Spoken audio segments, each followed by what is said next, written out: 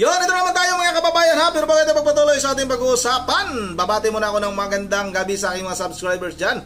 Sa aking mga viewers, maraming salamat sa inyong suporta. Shoutout sa inyong lahat. Yun ang medyo bilisan natin yung ating pagsalita. Yun ang tuloy na tayo kagad sa ating pag-uusapan. At sa video na ito, pag-uusapan muna natin itong si Captain Dado mga kababayan. Nako, General Torre, may nag-amon ulit sa'yo. Hinamon ka ulit nitong si Captain Dado. Supot ka rin na General Torre. Katulad ka rin ni Epifanio Labrador. Baka kasuhan tayo nitong si General Torre.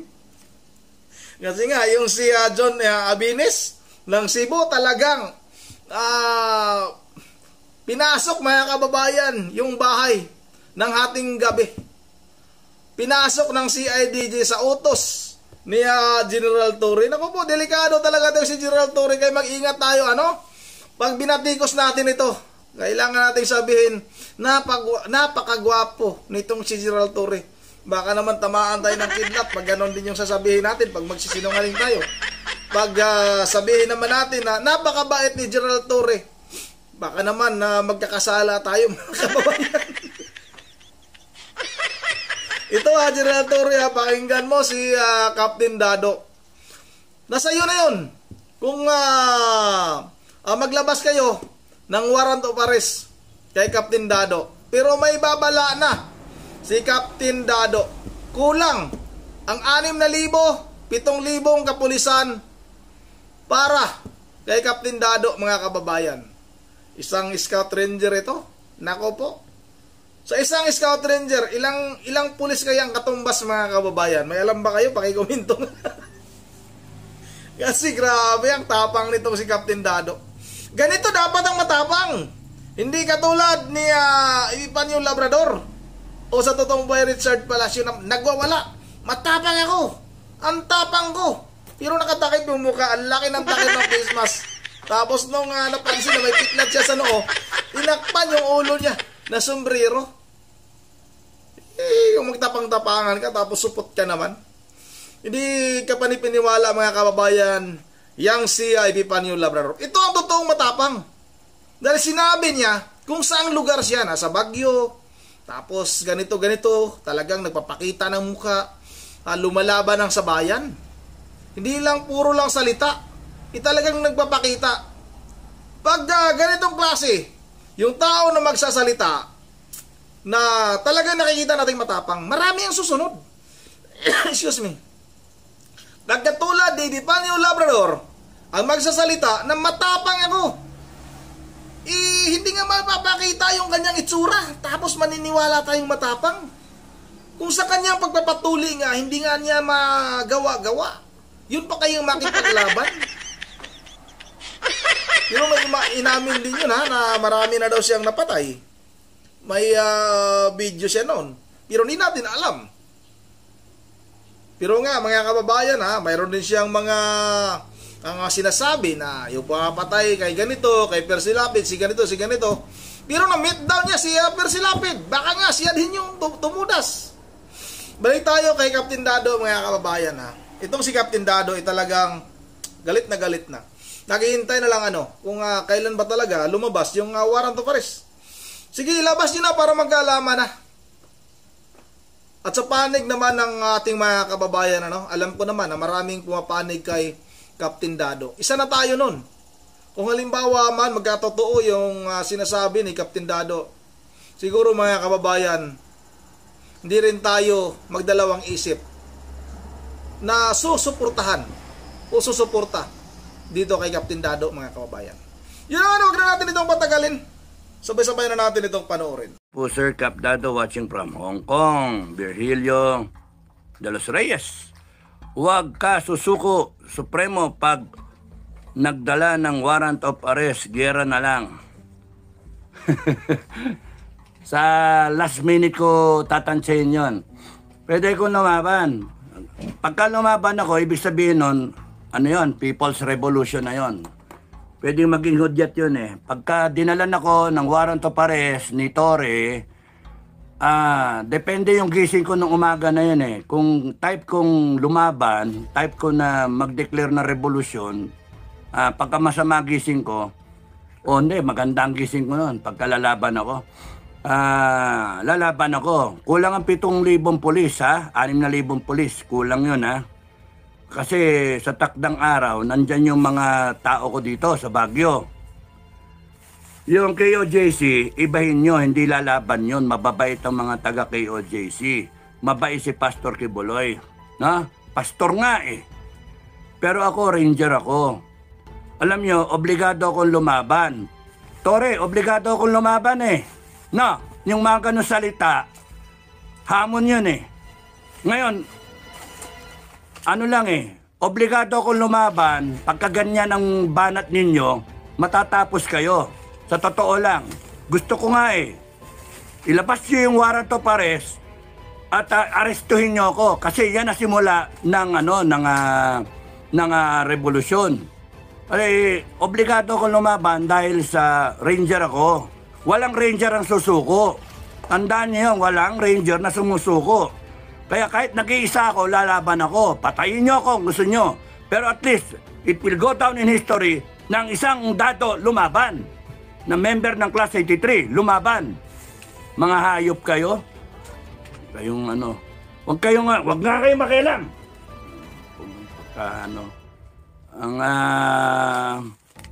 Ang ano dyan, ang sa akin, depende sa gising ko.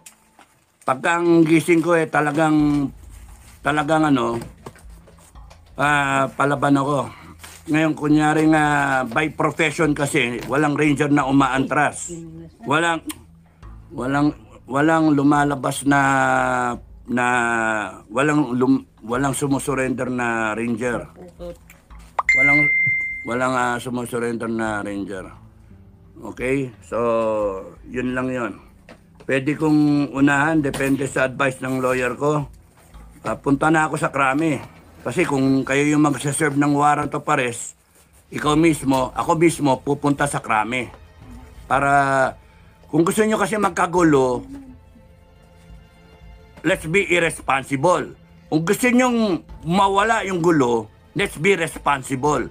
Kaya yung mga binibitawan na statement, counter-statement, counter-statement, panay panay yabang eh, panay tigas ganun eh. Tigas sa tango eh, no? Hindi pwede yung ganun. Pasikatan, hindi pwede ganun. Hindi ka na pwede mag-chief PNP. At pagka umikot ang gulong, lalong discharge ka from service eh. Yun ang mangyayari. Kasi yung taong bayan, ayaw yung ginagawa mo eh. Ultimo ka PNP mo, pinagsasabihan ka eh.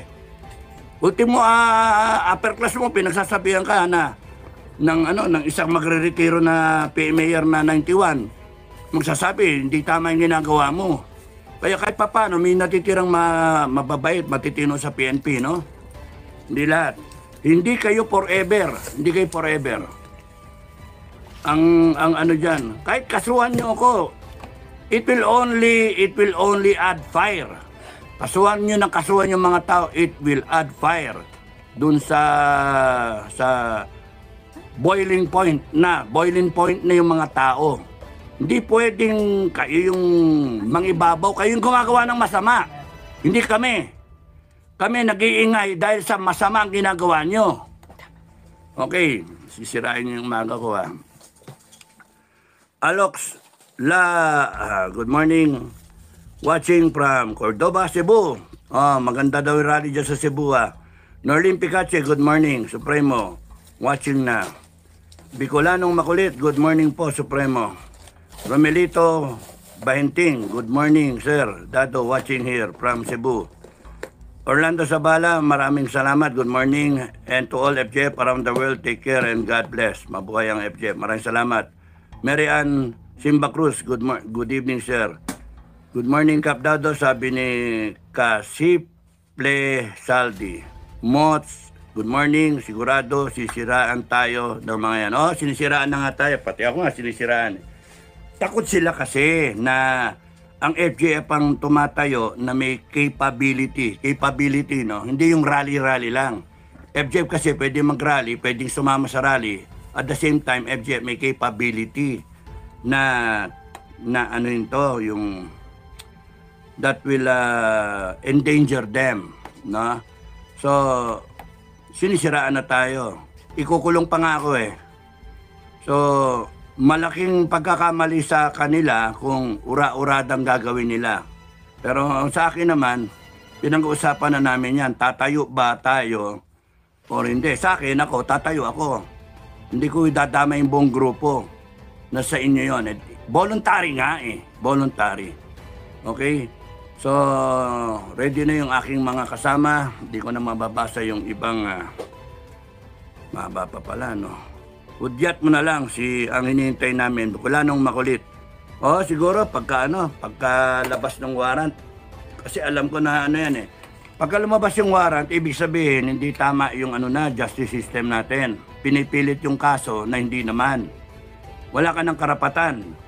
Pagka ganon, talagang wala na, bara-bara na ang sitwasyon natin. So, hayaan mo sila magkamali. Self-destruct tong gobyerno na to. Self-destruct sila. Hindi na ano eh. And they have, guys like Torre, ang implementor nila. Sabi ko kanina, obligado ko eh. Kasi ranger eh. Nakakaya sa mga musang. Nakakaya sa mga naunang klase ng musang na buhay pa hanggang ngayon. May mga class 25 pa eh.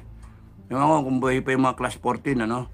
May mga musang na buhay, tapos nakakaya, tapos sumurrender lang ako. Kaya obligado ako talagang lumaban. By profession, by image, no? Obligado ako lumaban. So, let's see kung hanggang saan ito pupunta. Okay? Kulang ang 7,000 pulis. Kulang ang 200,000 na pulis. Yun ang ko. Kulang ang 200,000. Ang FJF million eh. Okay?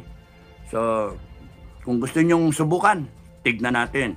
Nisiraan yung FJF, lalong titibay ang FJF kasi voluntary ang FJF. Yung gustong sumali ng FJF, nasa link. Nasa lahat ng description box ko, nandoon yung link ng kung paano sumali sa FJF. Yun na mga kababayan, obligadong lumaban. Ayun, kay Captain Dado, obligadong lumaban siya dahil nga siya isang dating ranger mga kababayan at kulang yung 200,000 kapulisan. Naku po, talagang magkakaroon ng malaking kaguluhan. May hamon na sa'yo, Gerald Torre. Huwag yung si John Abinis. Talagang gusto mong kahit nga parang lang yung mga kababayan, yung sinabi ni John Abinis na itong si Gerald Torre ay dinala sa ospital. Masyado bang malaking yun? Malaking kawalan ba sa kanya? Hindi naman siya namatay pa doon sa sinabi ni John Abinis. Kung halimbawa siguro mga kababayan, sinabi sa post ni John Abinis, Gerald Torre namatay dahil kinagat ng langaw. Siguro yun talagang masyadong yun, mapanlin lang yun, masyadong talagang masamang biro yun. Pero yung sinabi lang ni John Abinis na dinala sa ospital tapos question mark pa yung nasa dulo. Para kay Gerald Torre, malaking kasalanan na. Ito si Captain Dado naghamon sa'yo, Gerald Torre. Yan ang subukan mo. Dahil parehas kayo na nakipaglaban, nakipagdigmaan. Pero sa tingin ko, lamang pa sa'yo si Captain Dado. Iwan ko lang kung anong karanasan mo. Si Captain Dado, isang ranger. Alam naman natin mga kababayan kung ano yung karanasan ng isang ranger. Pag sinabing ranger, kaya talagang sanay ka sa bakbakan mga kababayan. Yun ang ito na kung halimbawa gusto nyong sumali sa FGF, bisitahin niyo ang YouTube channel ni Pinoy Survivor, no? Nandoon yung link. Hindi natin alam mga kababayan kung ano ba yung mga qualification, no? Sa pagsali sa FGF. Yun ang dito lang muna at bago tayo magtatapos ay mag-shout out lang muna tayo Suportado natin itong si Captain Dado mga kababayan Hindi man tayo membro ng FG pero handa rin tayong sumuporta kay Captain Dado. Shout out kay Francis Juso Jr. Shout out sa iyo.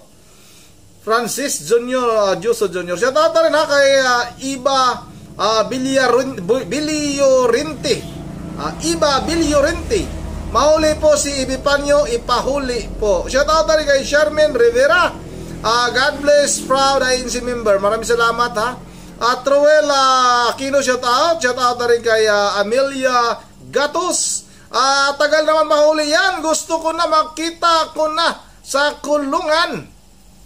Sa kulungan na binubugbog ng mga priso para malaman kung talagang matapang yang aso na yan na Labrador. Tapos siya sa kulungan, marami doon aso. Sa bulldog lang, patay na yan. Wala, maduwag naman yan, Amelia Gatos. Duwag yan si Epipanyo, maniwala kayo sa akin. Sobrang duwag niyan. Shout out rin kay Mami Disa Borbiha. Lahat ng ini-endorse ni Tatay Digong ibubuto natin. Totoo yan. Lahat ng PDP Laban, Team Suka tayo mga kababayan ha. Shout out rin kay Mia Robinson Yus Naga. Tama po kayo, sabi lagi ni Epipanyo Labrador, balita ko, iyan ang yan naman talaga, yan ang mga linyahan ni Epipanyo Labrador, sarili niyang balita. Tama talaga, sarili niyang kuro-kuro. Mga balita niya, mga kathang isip, no, na mga kasinungalingan yan ang ginagawa nitong si Epipanyo Labrador. Shout out rin kay Israel Akunin. Ako na lang magtuloy dyan kay Epipanyo. Paputol, hindi pag-iyak, walang bayad, pakapihin ko pa ng ihi ko. O, Epipanyo, may nag-offer na sa'yo si tutuliin ka raw ni Israel Akunin. Magtutuli na siya. Shout out rin kay Ma'am Joyce sa Japan at kay Ma'am Idisa Borbi, kay Ma'am Virgil Religious ng Pulan, Bulacan. At shout out rin kay Jeremy Laurel. Hindi po yan na magpapakita, totoo yan. Florencia Leonor, shout out ha, lintian ka, Mr. Ronde News TV. Kaya, tuwang-tuwa ako manood sa'yo, good vibes. Kahit hindi ka INC, pinapanood kita. Magsuri ka kaya sa magsuri ka kaya sa aral ng INC. Maraming salamat sa iyo Florencia Leonor. Florencia Leonor. Pwede rin siguro. Suriin natin, pag-aralan natin yung mga itinuturo ng INC. Yun dito na lang muna. Once again, this is Ronde TV mo. Ingat ang lahat. God bless bawat isa sa atin.